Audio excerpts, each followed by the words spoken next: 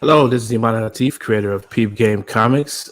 You're watching Black Comics Universe, streaming exclusively here on The Experience. Please help us out by hitting share and giving us a like and follow. Then make sure to tune in for our original programming 7 days a week. Black Comics Universe streams every Tuesday at 6 p.m. Eastern on all DSPs. That's Facebook, YouTube, Twitch, and Twitter. Today's guests, we have illustrator and storyteller Juni Ba, broadcasting Hi. from the South. Yeah, I appreciate. Fantastic. I like discussions like this. Oh yeah. This will be good. Most of you might know Juni from the recent work you just did for DC's Truth and Justice. I think it's probably your most recent work. Also with your graphic novel that you put out through. It's slipping my mind. Can you tell us about your graphic novel that you put out? Yeah. Wait, do I have a copy somewhere? Yeah. So it's called Jelia. I don't know if you can see it very well. And we might have some artwork we could pull up too. It's published by TKO, and it's TKO. Okay. On the cover, we describe it as a West African fantasy epic. So it's basically me using the folklore of the place where I grew up, which is Senegal, and surrounding countries, and making a fantasy adventure out of it. The basic premise being that the wizard who used to rule the world destroyed it, and a king and his daily royal storyteller and counselor are trying to travel to him in his tower to basically ask him why he did it, and trying to rebuild the world that he destroyed. And the more they discover about the world as they travel, the more they start to realize that maybe the system that they were living in wasn't as perfect as they had been told it was. Mm-hmm. Now, out of curiosity, now I've been following you for a while, for a couple of years, and when I saw this book, it immediately reminded me, and I'm sure it's loosely based on Kenan and Abeni, the other web comic that you put out. Yeah, basically I had started working on Jelia before I started working on Kenan and Abeni with Kenan, the co-creator of it. And basically, when he approached me, he had this idea of something that he wanted to do, and it was very much in line with what I was doing. So I basically told him, I'm going to bring in the design that I've been working on. We're going to test them in this comic and see how it goes. And he eventually dropped out of it. I made 2 more issues alone, and then figured I had already been working on my own stuff. Like, why am I still working on this? And so, like, this is why it shares some designs and everything, is because all that stuff had been made prior, and I brought it into Kain and Ebony and figured it works. Let's try and bring it back into the main thing I was working on before. Okay. Really enjoy your style of storytelling. I'm a huge fan of bringing in our cultural heritage into comic book storytelling. Yeah, thanks. It doesn't happen as often as I would like, but I really enjoyed your storytelling and your storytelling style. And I was wondering, the way you bring in those stories, those folk tales into your story, do you approach it from an academic standpoint, or are you approaching it from this is more traditional, like these stories were passed down to you from a familial? I think calling it academic would be pompous, but it's a mix. Actually, it's a big mix of. The reason why I had the idea in the first place is because I grew up there, and you get someone tells you a story or you read a book that's just in the house and the family has it, and it's sort of part of your life the same way that watching TV is. So when you turn on TV, you get all the American and Japanese and French stuff. That's most of the output that I had on TV when I was a kid, and it's on the same level as going on your grandfather's shelf, picking out a book that's on your own folklore and reading stories like that. So when I started doing research for this, the first thing I did was I asked my grandfather for a book of African folk tales, just to like get me going. So he gave me one. My dad gave me one of his, which was a book that I had been reading since I was a kid. So I started with those two, and then the rest is who are names of writers, African writers that I had known about since I was a child, but never really delved into what they were doing. Then you also have just going on the internet and searching for what people consider good references. There's walking into a library and then you have a random book that's there and you're like, you know what, I'm going to check it out. Like it's a mix of family influences and pure chance and actual like research of what is considered a faithful, appropriate matter to use, I guess. Okay. What would you call your, because you're not just a storyteller, you're also an illustrator. And how would you describe your style? Because I've listened to a couple of interviews and you can tell like you were highly influenced by, Mike Mignola, which I'm a huge fan of. How would you describe your style of drawing? I usually say it's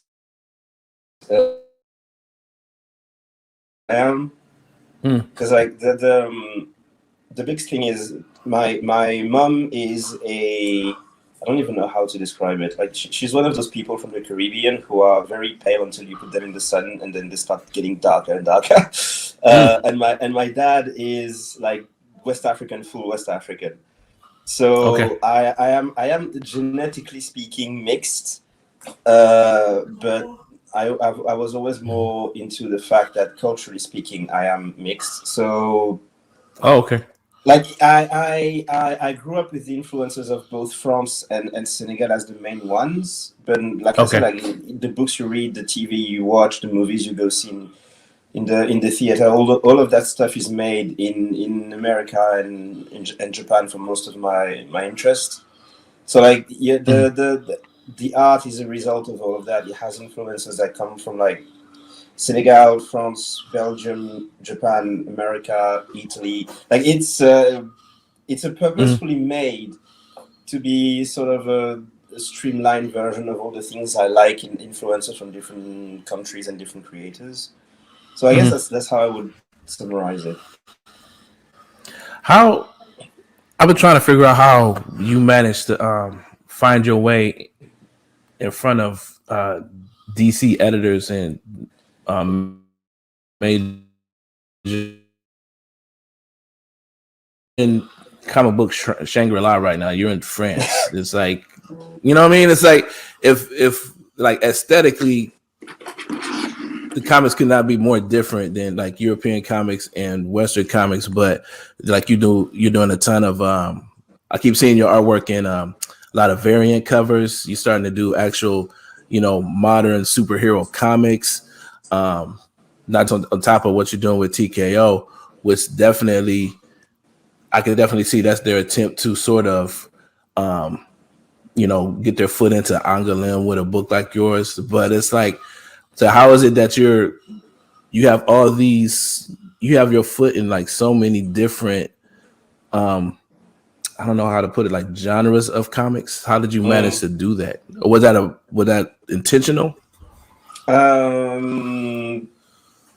Sort of, but not really. The short answer is a lot of hustle.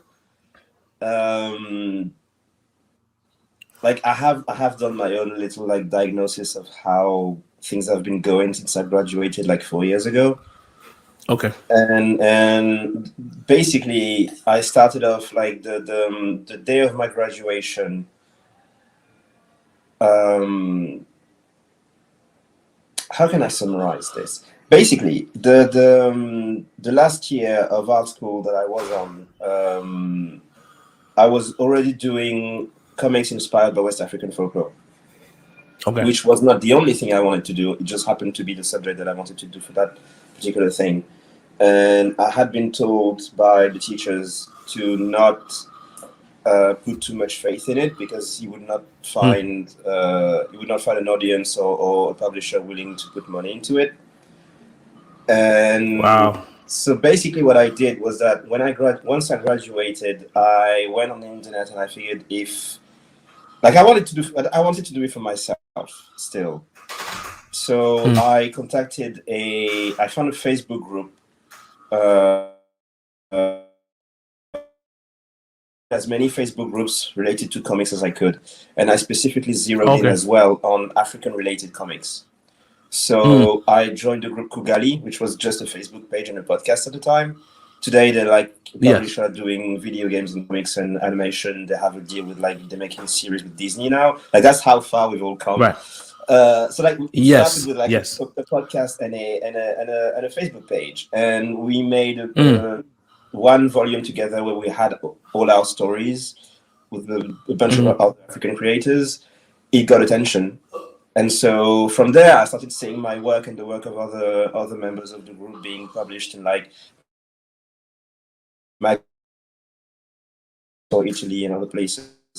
Mm. And that's also how publishers get an interest in you. They start seeing you on those platforms, and they think it has potential. Which is also how I got the Mm. TKO deal, because I contacted them. They said, we don't usually accept submissions, but in your case, we want to see what you have to offer, because we've been following your work for a while. And Mm. that's also Mm. because of Gali.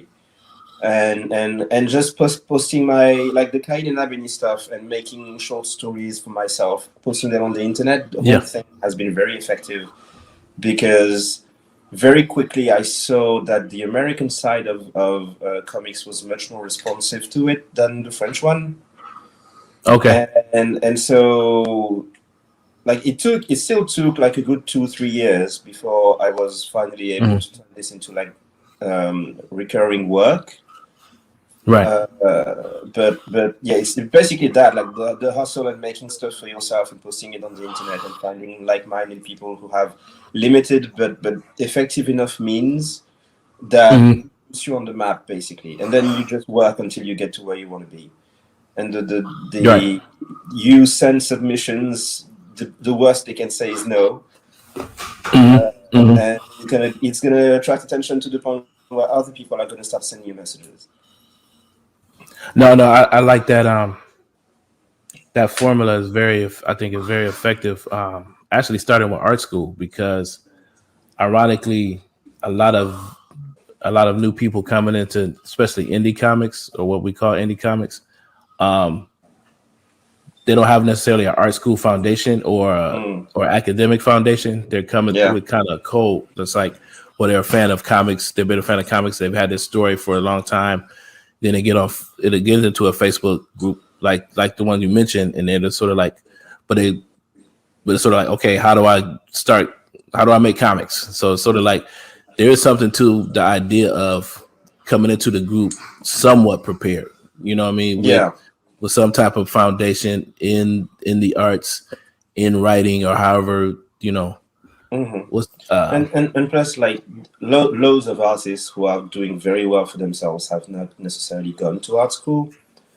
And mm-hmm. even my evolution in it, like, the one of the things that my uncle told me before I left Senegal to come to France was, the school is only going to give you like 30% of the work you're supposed to do.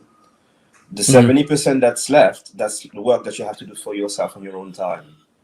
You have Right. to do your own research, your own observing other creators, going to museums, developing your own discipline, basically.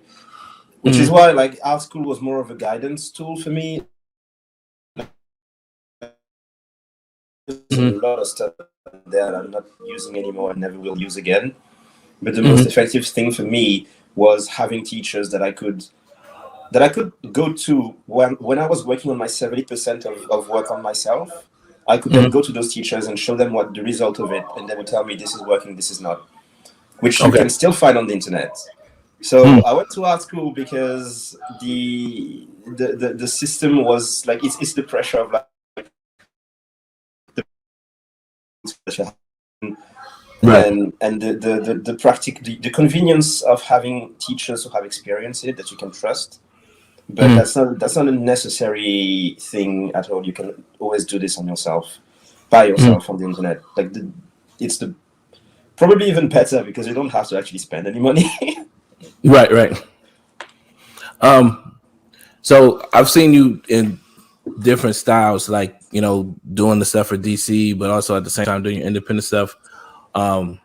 What style of writing or what style of storytelling do you prefer? I would say there's perks in every aspect. The working on the whole DC stuff so far, because that's the one main publisher I've worked with regularly. There is a fun aspect to it because you're working on characters that you know. So it's sort of the fanboy aspect of it. Right. But it's not necessarily as creatively fulfilling because of all the guidelines around it and the machine, I guess, behind. Right. I've worked on people's scripts for like indie stuff, which is very good for me because very often it's on stories that I would not come up with myself, and it's always fun to like. I like being able to hop on the script made by someone else, which is about a subject matter that I would not even be interested in, but it sort of forces me out of my comfort zone, which is really always fun, and it's kind of like going on a trip in a country you've never seen before. It's kind of nice, but the thing I prefer is always writing for myself. Okay. So it does tend to revolve around certain subjects a lot. The next things I'm working on for like future books, I can already see some recurring themes or types of stories or character archetypes. But it is the most fulfilling aspect because I have complete control over it. I create an entire universe and I can play with it anywhere I want. So yeah, I would say the ladder would be completely one indie stuff on someone else's script, and then the more big two superhero stuff. Right. Like the ladder would be that. I follow you on Twitter too, and I noticed that you're extremely critical on a lot of different things, and I've been noticing a few questions you've been asking. What do you think? What has been sort of like when I think about pop culture, like Western pop culture? What's been the most frustrating thing that you've had to sort of like not just deal with as a fan, but also deal with as as an illustrator, as a storyteller? I'm gonna sound like a mini Scorsese, but my biggest issue, I guess, is the consumerism of it, because it generally tends to strip away what it strips. It tends to strip away the meaning of things.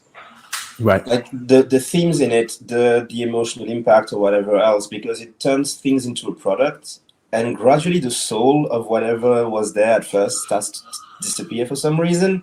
Right. And like especially when it's like the whole concept of franchise has started to be really annoying to me, because you can't just create something. You have now you have a pipeline of making a thing, which in the best of cases would be the creation of one or multiple people who have really poured their soul into it and have like a real message that they want to convey, and then it gets a sequel, it gets spin-offs, it gets video game adaptations and movies, and all of that stuff gets gradually more and more stripped of any soul to be as white market as possible. Mm-hmm. And then you start losing the thing that you had in the beginning. Like it doesn't have any more meaning anymore. It's more of a something to sell. And like yesterday, I saw a tweet about how the creators of South Park just signed a deal for like 14 movies, and I just why?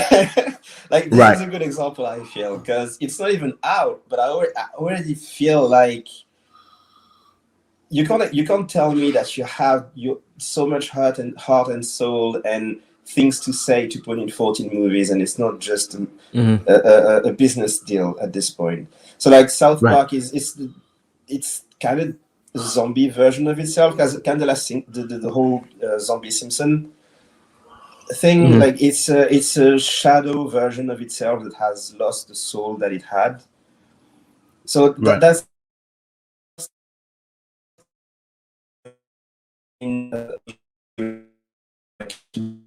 things I used to be very much into the Marvel movies when they started because of all the potential of it. And as Right. the years went by, it gradually stayed the same. It gradually stayed entertaining, but Mm-hmm. never fulfilling. Never like Right. I would never come out of a movie being like it actually had a story and it completed it and it Mm-hmm. was a full story that made me feel or think or whatever. It was just Mm-hmm. Scorsese said it's roller coaster. I find the description kind of apt, and that's not even a negative thing. It is a roller coaster, and it's a very good one.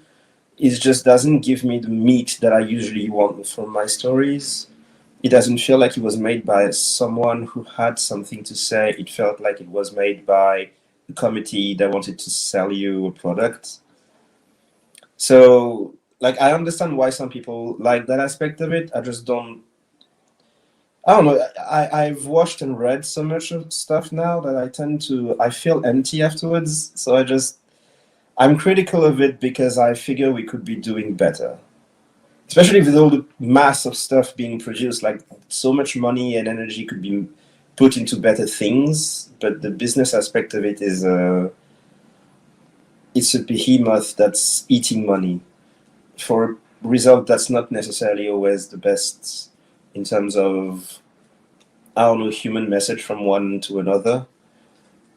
So yeah, I don't know if Yeah. that made much sense. It runs. No, I think that runs opposite to traditional storytelling.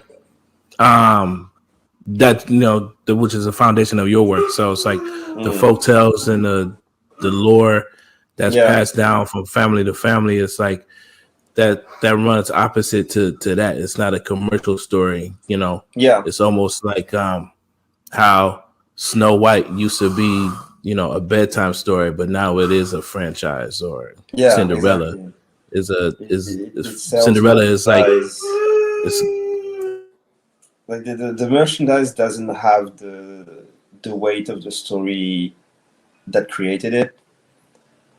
Like it's a token of your appreciation for something, but it's not the thing itself. And at some point, you have purchased so many tokens of your appreciation of the thing that you don't have the thing anymore.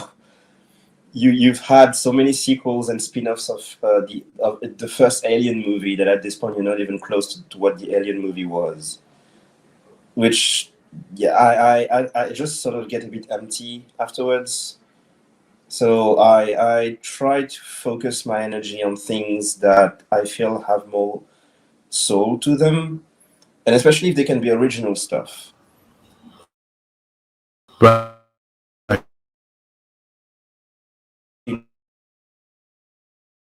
In them anymore. So I'm much more Right. excited for Green Knight, which is like the movie I'm championing the most.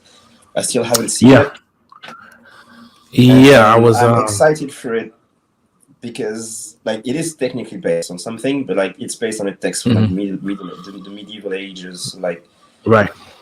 there's a it's okay. Um, Hmm.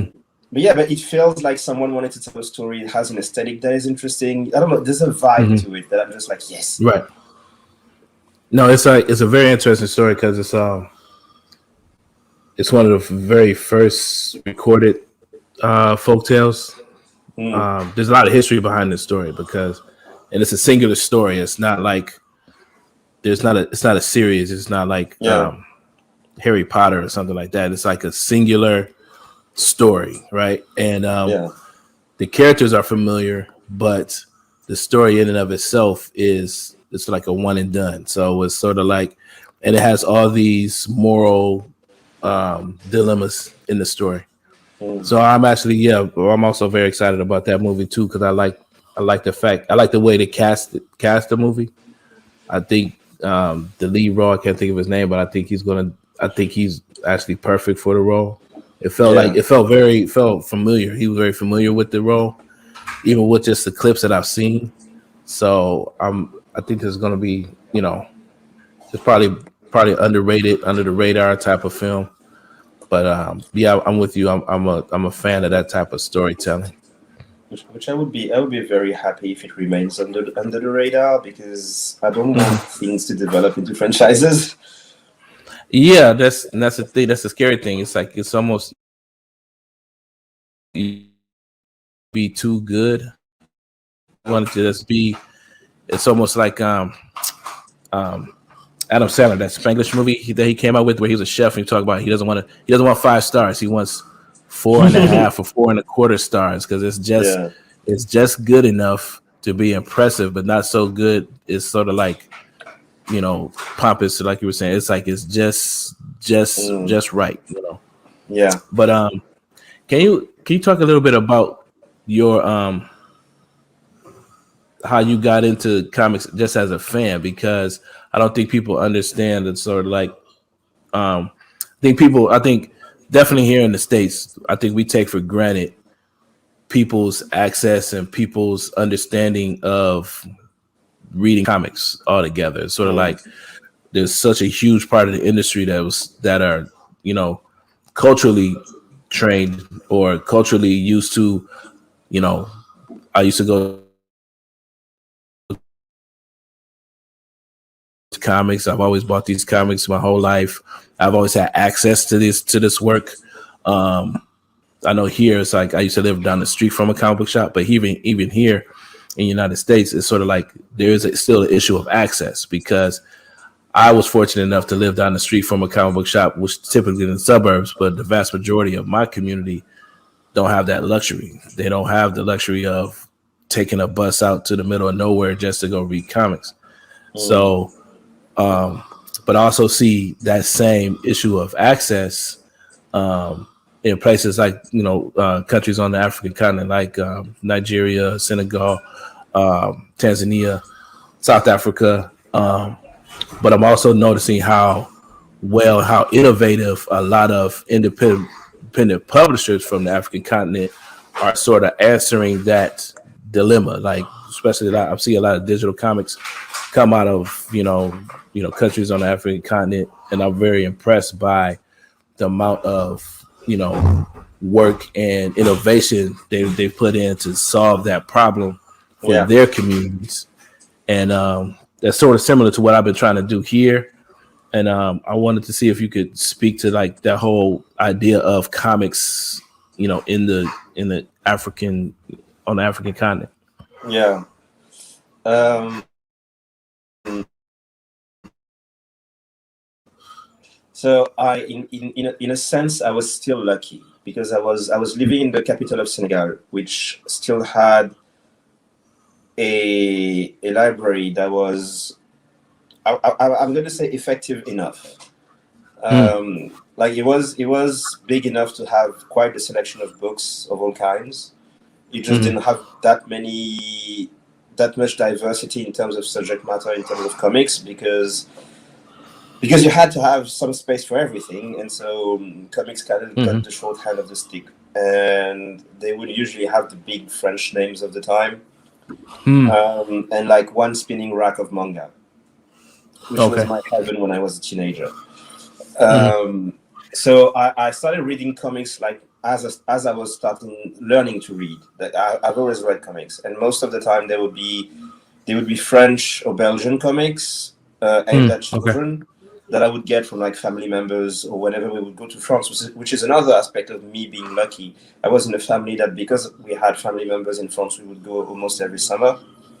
and that would allow me to like see what was in the shops there, which was like 10 times what was in Senegal. And so from childhood I would read comics. The thing was that because of the limited selection in Senegal, you would sort of have to pick and choose what you would want to read. And especially when you're a child and you have like a limited budget, because the books are expensive, especially in an African country. Like it's a luxury basically to have access to those stuff. So you would buy them rarely, and I would like need to ask the parents to get those books. And I would usually need to deserve them, like having a good grade or that type of stuff, or waiting for the holidays and stuff like that. So the biggest challenge was access, and the best solution I had when I was a teenager was the internet, which is the reason why I was reading so much manga when I was a teenager. I had already but then I discovered manga through like a schoolmate, and I think part of the reason why I gravitated towards them so much was, one, they were way more interesting. Like they were like, I don't like the term, but they were exotic for me because all the Japanese culture, folklore, aesthetic, and everything like that looked cool and new and different. But also it was made by those people, so they would always do it in a way where it never felt like you were supposed to pay attention to it. It was just it's a cool setting you don't know, but it's telling a very human story. And the second thing was that you would go on the internet and there would be huge communities of people sharing scans, talking about whatever happened in the last chapter that came out. Every week we would all, like, the pipeline for every manga reader in my middle and high school when I was a kid was Naruto came out. We would all go back home after school to read it on our computers, and then come back to school the following day and talk about what we just read. Like it was like Game of Thrones, you know? That's all because it was available not very legally on the internet, but then we would all buy the volumes, and we would all have the volumes on our shelves at home. And I eventually realized that I was not buying much French stuff because manga had taken so much of my interest, and because of the easy access. Can I jump in there? Yeah. Being that you were so influenced by manga, especially at a young age, and most kids, I teach a lot of comic book workshops and classes with kids, and like they're all influenced heavily by manga. My son, he's 12. He draws his own mangas. That seems like the access point, the most typical access point. What is it that made? But at the same time, your artwork now is so, at least to me, is so aesthetically, for lack of a better phrase for myself, like African. Like, what was it about your particular style that made you intentionally choose the style that you draw compared to all these other influences out there? Because it's like you had you're very good as far as as far as being skilled artists. So you could have chosen, I would imagine you would be able to choose any style you wanted to. What is it about the style that you chose to tell your stories, compared to, and I think the fact that you chose this style has definitely helped you make a name for yourself compared to you could have drawn a manga style. You could have drawn a traditional, because I see a lot of, African artists that do draw in a traditional, either a manga style or a traditional Western comic book style. But your work, whenever I see your work, it's sort of like, it's almost like you're intentionally bringing it down to the, more traditional African style of storytelling. It's like, what was the intention? So when I was a teenager, I used to draw very much manga, very, very, very influenced by it. And part of it was the lack of practice, because you get better over time. But I very quickly realized that I did not wasn't good. as good as the typical manga style. Like I would play, but it always looked like the lines would be too thick, too blocky, and it never had like the flow that I would enjoy so much in some of the books that I read. Um, I also read some, like France had a wave of like French creators drawing in the manga style, very stereotypically manga, and the quality would vary a lot. And generally speaking, there would be this vibe of like it looked manga, but you could still tell it was made by a French person. And I figured I don't want to be like a sort of two Lego pieces that's not supposed to go together. I don't want my art to look like that. So I think the big shot for me was discovering Mignola when I was like 17 or 18. Discovering because Mignola. Oh, Mignola.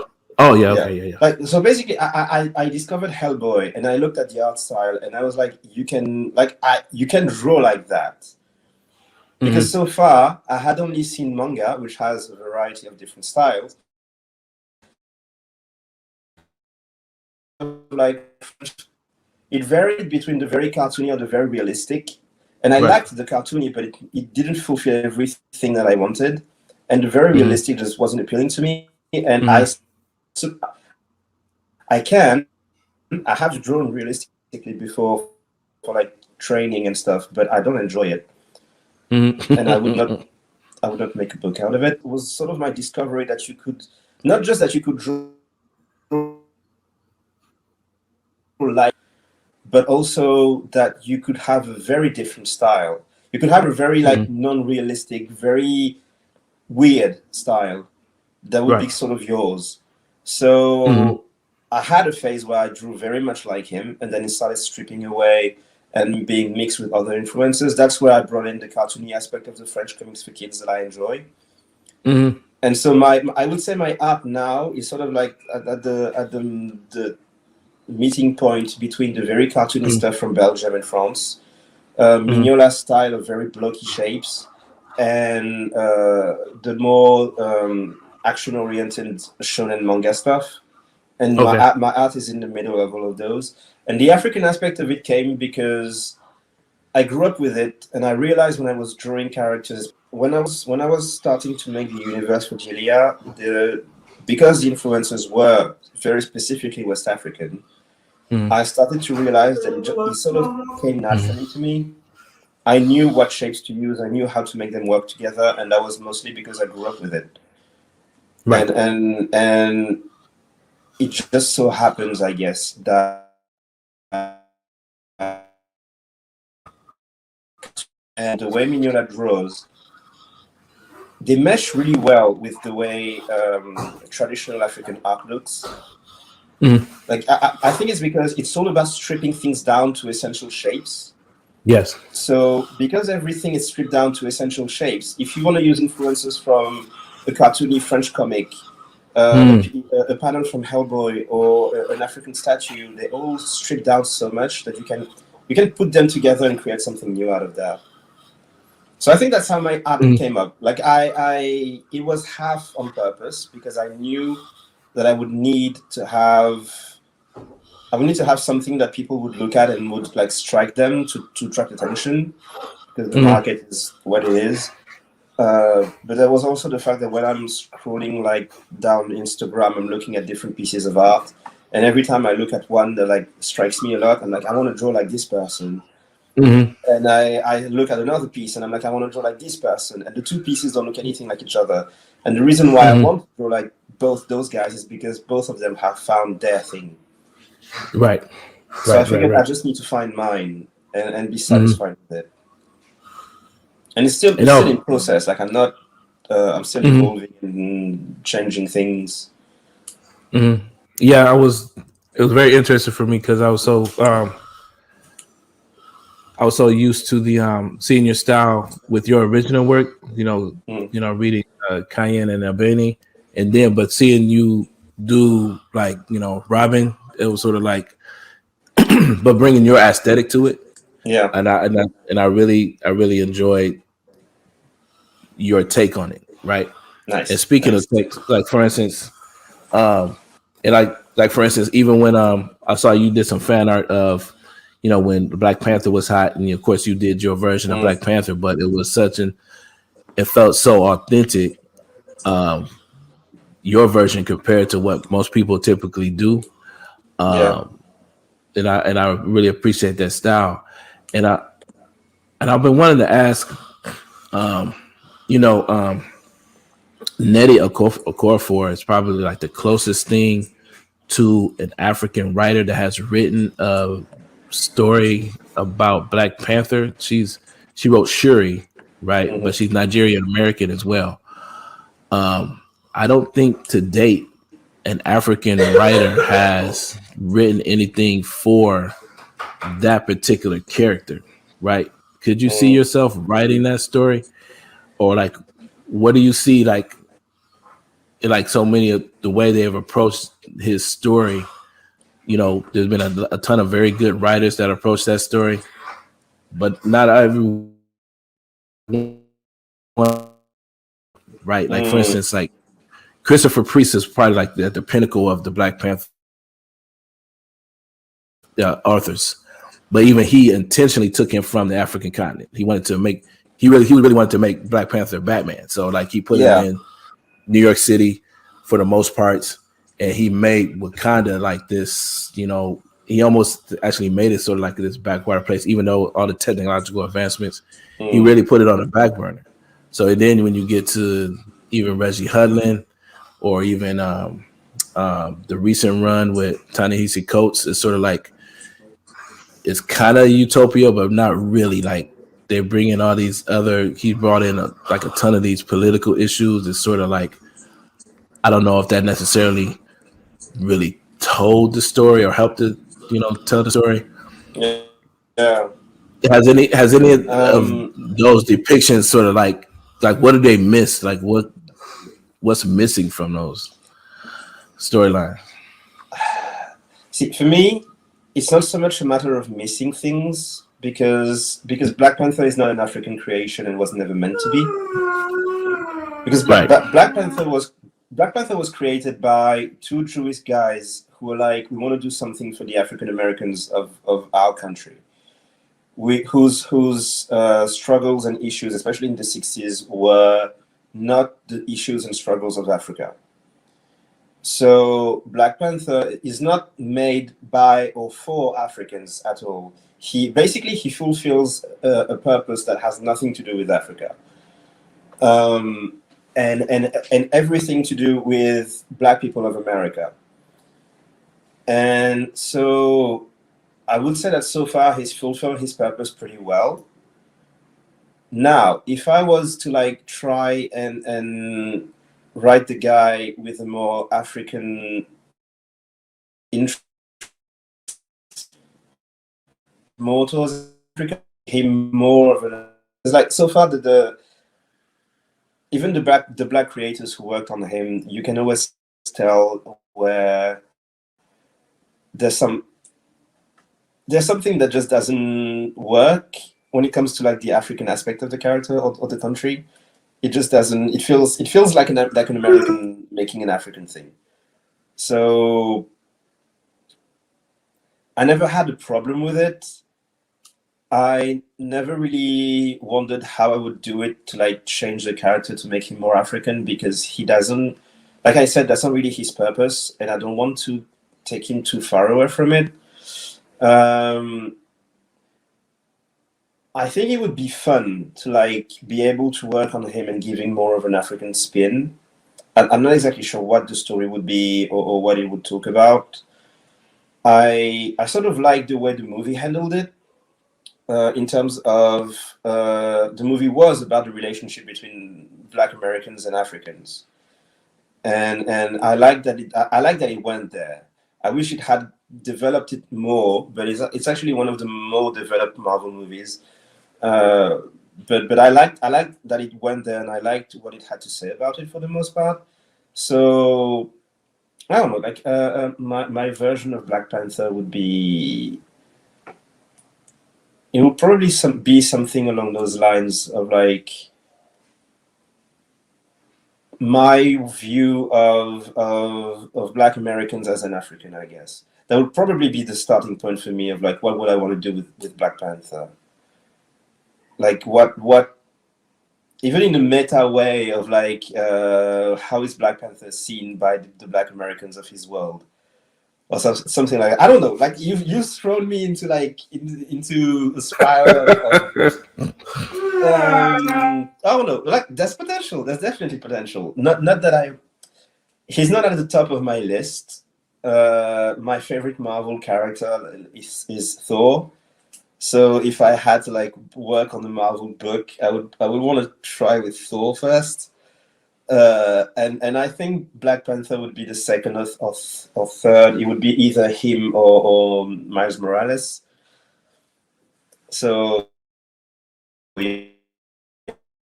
You know, it's interesting. I've always thought Wakanda was more like Asgard anyway. I like the yeah, mythology in Thor compared to they don't put much mythology or folklore in Black Panther, which I think is odd. It's like which it is what I would deserves probably remember, to right. be honest, because I like that aspect so much. I think the reason why I like Thor,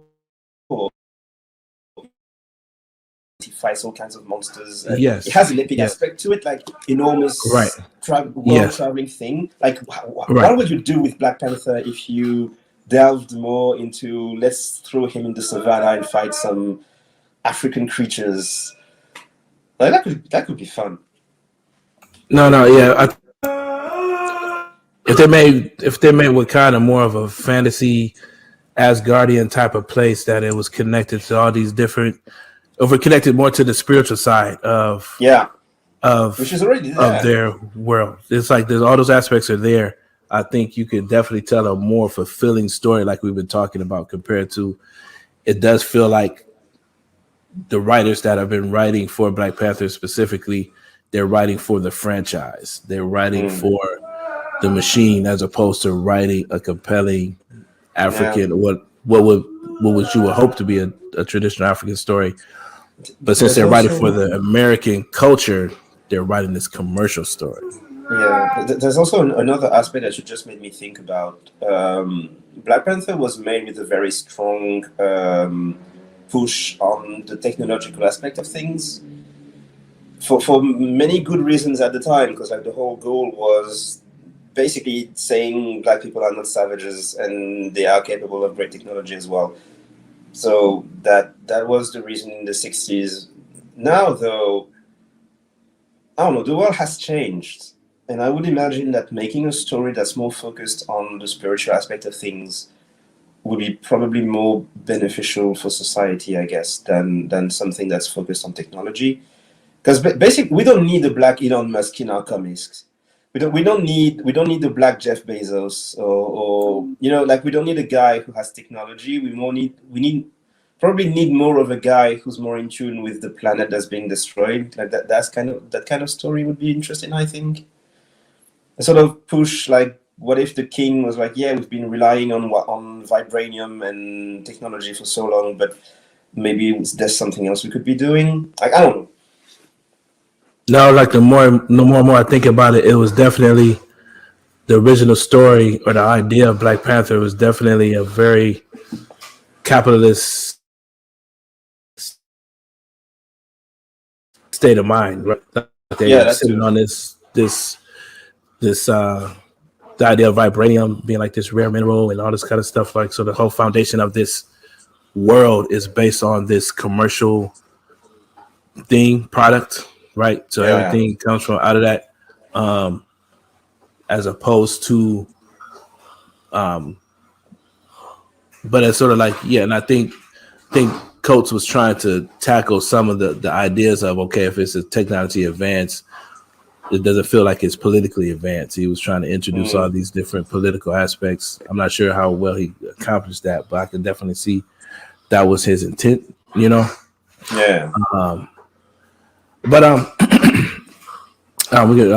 we got about 10 more minutes. Like, what else have you been working on? Like on that idea, and I would love to see you on Thor. By the way, I think that would be Thanks. because it's like Um, because your style, like because I like not so much. I guess you could call them monsters, but like your animal characters that you bring into your original storylines, I Yeah. definitely, you're right. They will definitely find a home in a storyline like Thor or even Hellboy. I could see you on Hellboy. Even. That would be off the hook too. But Yeah. is there anything that you can share that you're working on right now? Not yet. Right. I've been asked like keep the lid on it and refrain from talking about it. Um, but I guess what I can say is I'm working on like an anthology type of series because I've been doing short stories called Monkey Meat for years Right. now. Mhm. And I'm sort of like remaking it, and that's sort of what's keeping my time until I get signed on my next book or whatever. So that's what's keeping me busy now. Uh, and then for the rest, we'll see.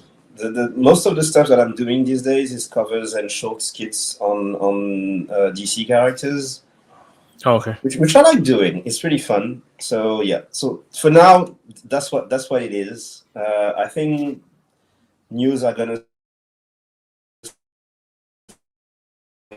I think until then, I have been sworn to secrecy on anything I'm doing. All right. And where can they can get your books on the TKO website for sure. Yeah, What's yeah, yeah. the name? Can you help me out with the pronunciation of that name? The Delia, The Gilia? Delia. Okay. Gilia. Yeah. Okay. Gilia. Okay. Yes, sir. No, but I'm very anxious to actually get that book. And I'm constantly finding your variant covers. You got some Teenage Mutant Ninja Turtle variant covers you've done. Yeah. I think you've done some variants. I got the Dark Blood variants. Oh yes, I was really happy with that one. What was the idea behind this? Because I was like, um, I know it's tied into the story, but it's definitely this is like Juni Ba's interpretation of a white nuclear family there. The base concept of the book was for the first issue. It was about this black guy struggling in a small town in the U.S. that's entirely white except for him and his family. So, like, I was trying to make something that would sort of hint at the whole. The entire system exists because you're working not necessarily in the shadows, but you're doing the menial jobs for it to work, while the rest of the population is bathing in the ease and glory, I guess. And so yeah, I just had this idea of like a very cliche 50s type poster of a very white, perfect looking family on a giant billboard, and right on the bottom right of it, you just have a black guy who's the one putting on the poster. And I just thought the idea was conveyed really effectively by this. Like he's the one doing the work, but they are literally taking up all the space. Right. Yeah, and I think that theme has played out in a lot of different areas, and especially for creatives, Yeah, where we do a lot of the work, but we don't necessarily gain a lot of the benefits. But that's sort of the nature of the beast there in that regard. And then they can find you on. Definitely, everybody should follow you on Twitter, because if that's the most, you're one of the most entertaining folks I follow on Twitter for sure. Juni Ba at Juni. Yeah, yeah. No. Because I've been thinking a lot about the last question you asked, as far as like kind of like the sexualization of girls in pop culture. yeah, of teenagers, yes. Yeah, and what's really ironic is that what I don't think people have been talking a lot about the popularity of manga, but I don't think they discuss how much manga sexualizes girls too. So like I think that's a huge part of the success that most people don't want to, really, touch on. Yeah. But so there's a lot of we're not just talking pop culture. We're talking about on a larger scale this idea of extremely hard subject that we could take up a whole another hour on for sure. But it's but yeah, there's a ton of questions that you asked that stick with me on Twitter for sure. Nice. And yeah, and so I just want to remind everybody that you can find details about this interview. This will be you can go visit blackcomicsuniverse.com. You can follow me on social media at Black Comics Universe on Instagram, and I'm thinking about going on Facebook. I was trying to get away from Facebook, but I think I'm gonna have to start a Black Comics Universe page on Facebook too. But stay tuned for that. But yeah, check me out on blackcomicsuniverse.com. We have t-shirts now that we're selling. And for my friend Juni Ba, for Kyle producing in the backdrop, myself, Imani Latif, creator of Peep Game Comics. I like the and that's a wrap.